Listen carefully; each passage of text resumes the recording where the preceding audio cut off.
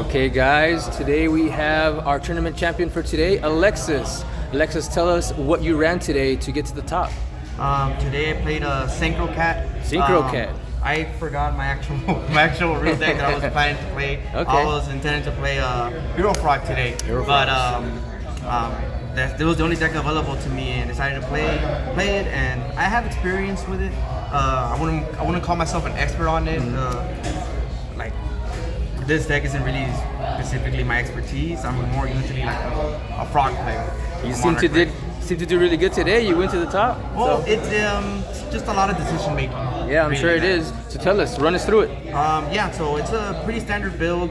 I've taken it to a few tournaments, but I didn't think it was gonna be this good. But yeah, I've been tweaking with it, and I would make some changes though, for sure. This is not the final list. So go through it first. Yeah. So I played the one cat. I'd play more if I could, but yeah, it's the one cat. It's only at one. The triple Arabellum. This card put in lots of work today. I clipped a lot of hands today. From what I saw, yeah. He's really underrated in my opinion. Right deck. I play the spy package. I mean the Gravekeeper package. Gravekeepers. Yeah. So it's just he's really good with him. It's really important to make sure you keep bodies on board to make this be as explosive as you can. And then I'm not sure if I would keep this or not. Maybe I am overplaying creatures or not, but it's three Raikos and 3 hamsters. One hamster per Raiko. Yeah.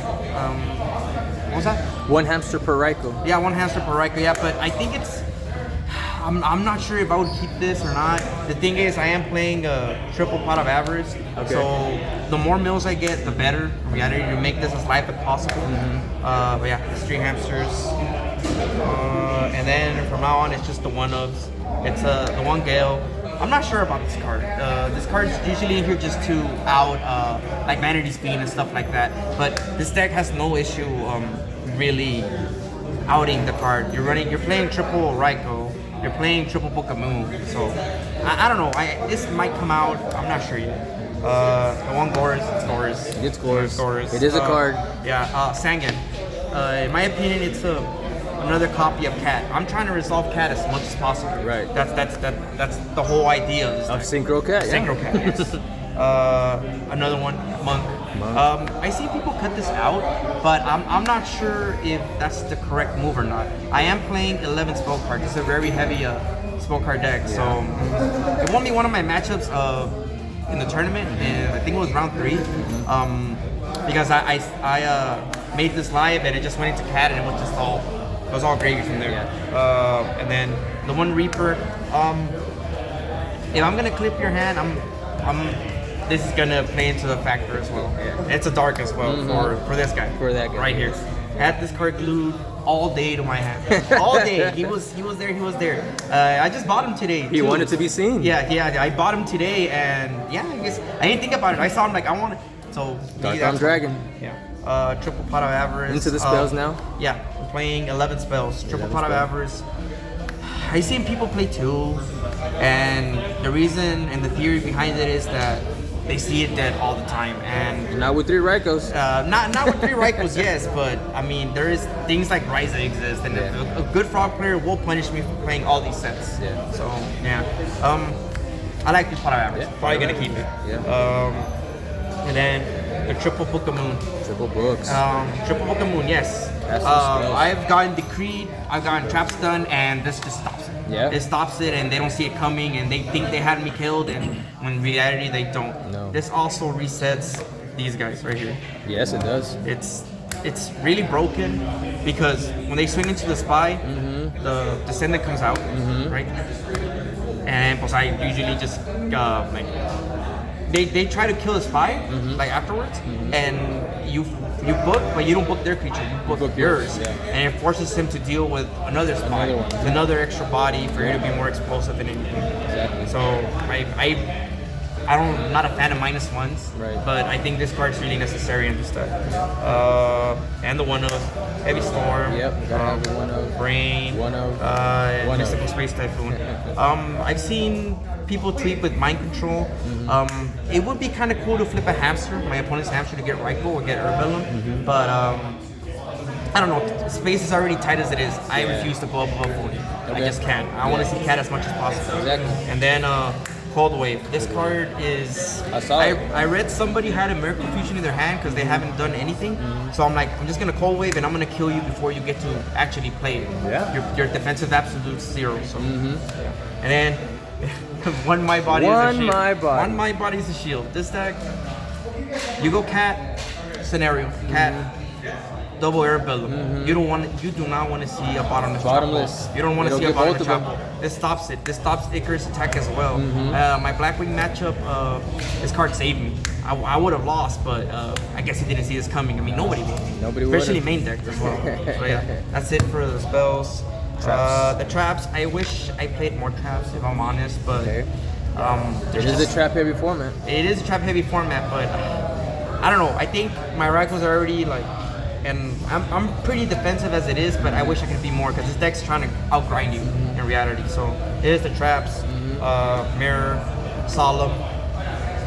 This card just keeps getting worse and worse for me. I'm not sure if I would really play it. Really? I don't like it. I go into types so much, and seeing this in my opening hand puts me at a handicap. I don't want to Solemn when we're depending on my points. I just don't. But it'll protect your back row if you need to protect your back row. Those books need to be protected if you want to go ahead and continue with your flips. This protects my back row. the one of Starlight One, row. yeah, but now you have 2. I don't know. This card is just, especially in a format where it's all light point based, where it's all.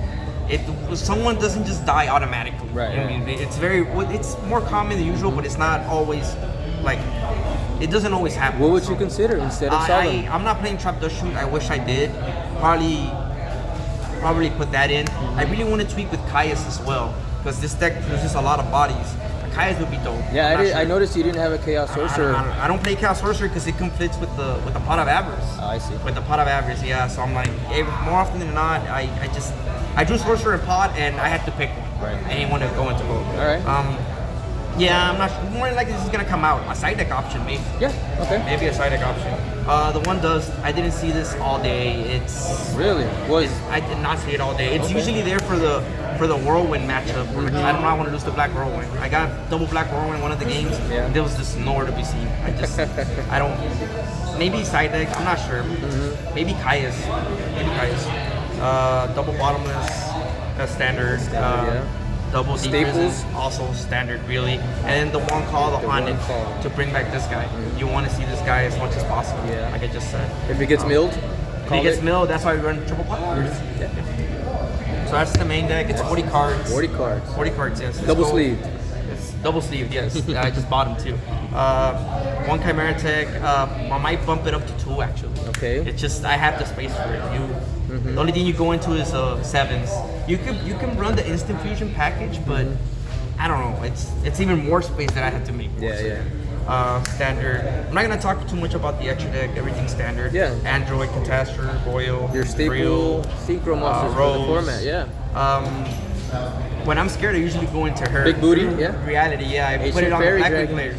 I put it on the Blackwing player, and he just had no answer because he already used Brio. So it's either get over with a Kalud or I just sit here until I draw my pieces. Armor Master. If Gale comes out, this is more than likely gonna come out. Arabella, it's another 7, 2 more options. And then in reality, my favorite card in all of Yu-Gi-Oh! Arcanite Magician. Is that right? I love this guy. He's my favorite Synchro. Why is that? I don't know. I love magicians ever since I was a kid. Okay. I just loved it. And that's what made me make this deck. I'm not usually a nerd type of guy. Right. Mostly dark, water, stuff like that. Yeah, okay. So, and then the standard 888, the 3/8 that everybody plays, Stockholder, Colossal Stardust, and the one Mistworm. Mistworm. Yeah, this comes out every so often. It's good to have access to it, really. Of course, yeah. And side deck. When I made this deck, I drew inspiration from Billy Brake 2009 deck list that he used. It's not my playstyle. It really isn't. Skill drain is not my thing. I don't like it, but show us what you got. Here's the only thing that was available to me, so that's what I decided to play. Double Fossil Dyna. No explanation. Double Cyber Dragon. For the Chimera Tech. For the Chimera Tech, yes. And then double Skill Drain and triple Barbaros. Barbaros, yeah. I wish I could tribute summon this more often. It also has another ability where you tribute 3 monsters and just nukes your opponent's board. Okay. And it's just something that it does come out more often than not, with all the extra bodies it produces. Right. So double Macrocosmos. No graveyards. This card really conflicts with my deck because I do run Pot of Avarice, Yeah, and it's something that I don't know. This might come out, it might stay in, I'm not sure. And then I run 4 1-0s at the end. The one Thunder King. Why only one? That's the only. I don't think he's that good.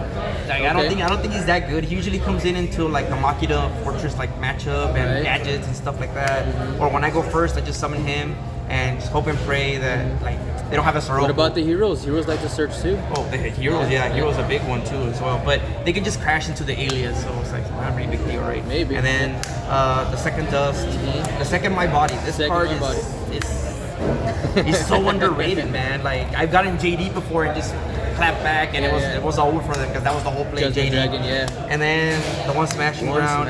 It opens the ground. It opens the field for Herbellum to do his thing, and this deck really struggles against Absolute Zero. Yeah. If you're gonna fight an Absolute Zero, you want to go as like toe for toe with it, like a 1 card for 1 card. You don't want to overcommit for when the Absolute Zero dies. You don't want your whole field to be blown. Exactly. Reality. Just, all your monsters. Just 1 for 1, really. So what was the first matchups that you had? I played round 1. Round 1. It was against Machina Control. Okay. Like Cyber Machina Control stuff.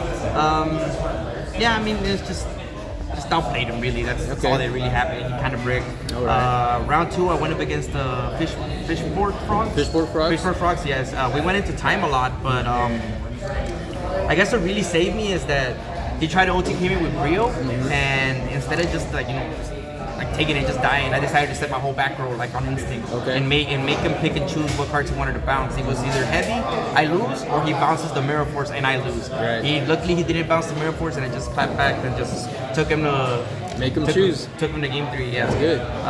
Round 3. I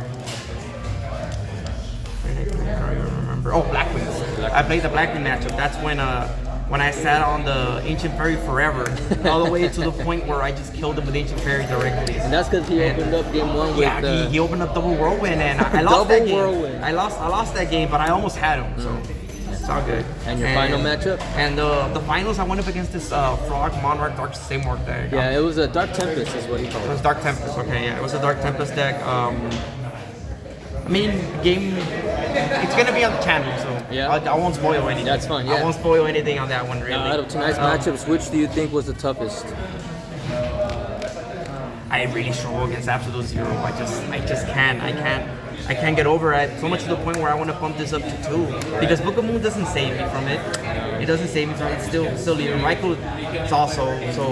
It was either just it's 1 for 1ing it. If not, I just go name so badly. That's what it is. Especially on a big body like that. Yeah. All right. So if somebody was wanting to run this type of deck, what advice would you tell them?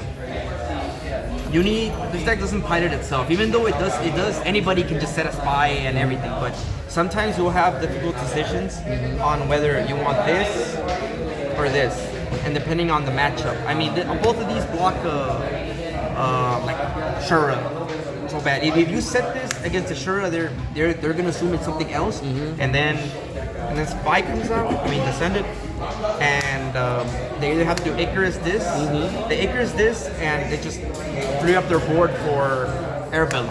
Sometimes you draw a full hand full of monsters and you just gotta work with it, really. Maybe it's my build that I'm oversetting creatures. I'm not too sure, but there'll definitely be some changes that I'd make to this deck. As far as advice,